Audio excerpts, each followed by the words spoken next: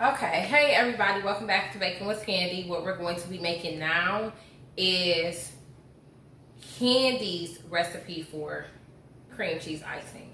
And this way is because it's easier for me to ice my cakes with it and to stabilize the icing for cupcakes if you want to use cream cheese icing for cupcakes. So if you all know that if you make cream cheese icing, it will be too soupy to ice your cupcakes with. So this is what I do for mine. I use one 8-ounce pack of cream cheese. Everything is room temperature. I use a stick and a half of real butter. I do not substitute this for margarine. Now, if you want to get the cheaper brand, you can. You can get the Walmart brand of butter, but you cannot buy margarine instead. I learned that the hard way. And my icing was horrible. But I do a stick and a half of butter. Now, some people like the way they ice and face with margarine. I don't. So, I use butter. The whipping attachment for the KitchenAid. If you have a regular hand mixer, you could use the regular ones as well. And I go ahead and I mix that on high speed. So once that is mixed, I am going to go ahead and scrape the sides.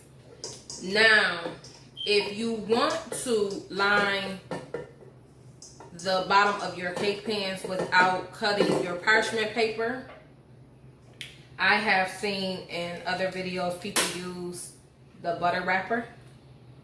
So the side with the butter, and it's not going to be, you know, covering the whole entire bottom, but it does help. I don't use parchment paper anymore.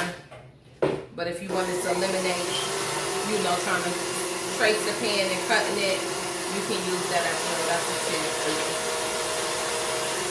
you. Once that is well incorporated, I start to add my sugar. And I use the Safeguard so it won't fly everywhere. The whole entire bag of sugar. I do not measure this. And I do not sift it, so you want to make sure. Purchase your sugar. You want to make sure that the bag, you want to hold it up, because some of these bags of sugar be open. And when you get it all one way, all to the bottom, flip it. It shouldn't, I don't know if you can see it, but it shouldn't move easily in the bag. So when I flip it, it's not going to go to the bottom real quickly. It's going to kind of like suction in the air. There is no air in this bag of sugar. Sometimes you can see it. If you play with it, sugar will be poofing out. You do not want to buy that. Just put it back, get you another bag. And that is because I do not sift and I do not measure. I use this whole entire bag in the icing. So as I'm adding this, I am going to add my 2 teaspoons of vanilla.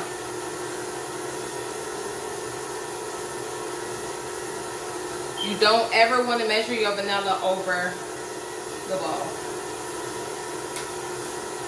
just in case you pour too much. Some people still do it that way. I don't care how long you've been baking. I have seen it happen. It doesn't happen to me often because I follow that rule all the time, not to measure over my bowl. I'm going to add a little bit more sugar, just so it won't fly all over the place. And I'm just going to keep adding sugar until it's well incorporated. I do not add any liquid to this recipe. I just make sure that it's mixed good before I add the next amount of sugar. You want to be real careful when you're making your icing, because if you add too much sugar at one time, your engine will stall. and you can break your mixer. And especially if you have a hand mixer. Okay, you want to mix a little bit when it's well incorporated, and add a little bit more sugar. The sugar could be very dangerous, okay?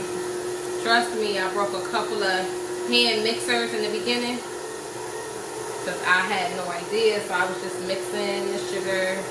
The next thing you know, my mixer didn't work. You know, I didn't know what was wrong with it, so I thought the store owed me another one, so I kept taking them back until I realized it was the sugar and not the mixer. But this KitchenAid has saved my life since then. So it's just a lot easier to mix in here, but you can still, you know, start your engine.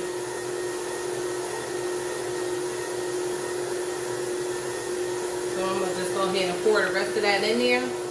And then when you hear your engine starting, speed up the speed. Yeah, I know what I'm saying. Speed up your mixer. A little bit of sugar flew out.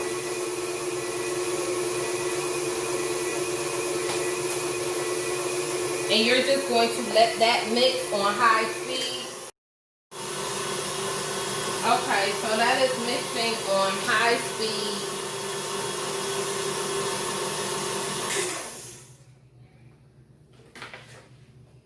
And I'm going to show you how that looks. I dropped some red velvet in here from my cake. So I'm going to scoop that out.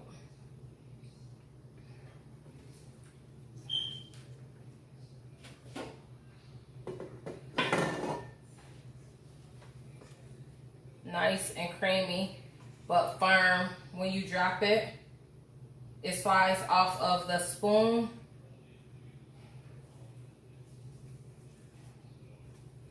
But this is what you can use to ice cakes and ice your cupcakes.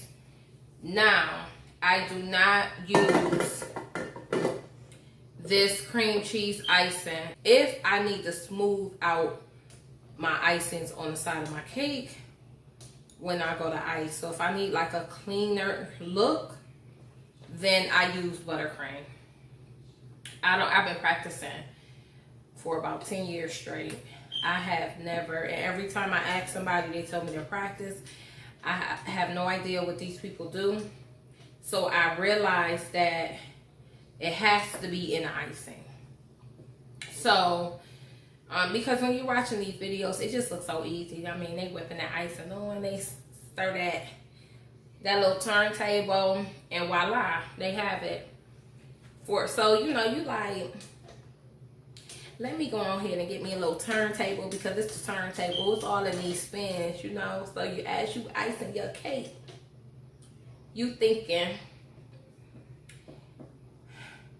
mine's gonna come out perfect because it's so easy in the video. So you turning and you turning, and every turn it looks sloppy to you. And when you ask people, they'd be like, practice, practice. I said, the last time I asked somebody, I said, I've been practicing for 5 years, but okay, never mind. Because I guess they have no idea why you're so confused about why you cannot get your icing smooth. So I realized that it's the icing. This cream cheese icing is too thick. I just do without it. I have tried everything. I have tried to put those little plates on top and scrape around the sides. It does not work for me. So when I need a smooth cake, I put the cream cheese in the inside to fill my layers, and then I use the buttercream to ice my cake on the sides. Today I'm going to use this for both. But this is it. There you have it. So I'm going to mix this some more. Once everything is well incorporated, go ahead and just keep your mixer on high speed and mix.